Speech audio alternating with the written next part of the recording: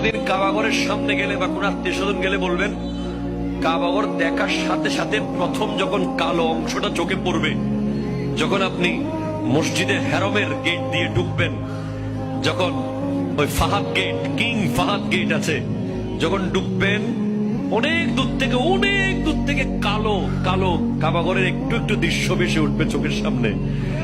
তখন দোয়াটা করবেন, কি দোয়া করবেন কয়টা? যখন কয়টা? একটা দোয়াই কবুল হবে দেখার সাথে সাথে। কাবা ঘর দেখার সাথে সাথে প্রথম যে দোয়াটা করবেন ওটা কবুল করবেন কে?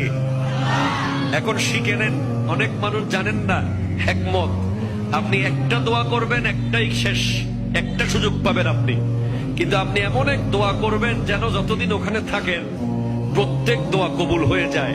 এই হিকমতি দোয়াটা শিখে নেন। আপনি বলবেন, আল্লাহ আমি 10, 12, 15 যতদিন এখানে থাকবো, যতগুলো দোয়া করব সব কবুল করে নিয়েন।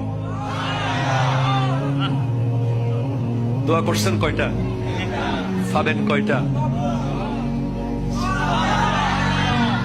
কাবা, কাবে কি রৌনক, কাবে কা মঞ্জর, আল্লাহু আকবার, আল্লাহু আকবার।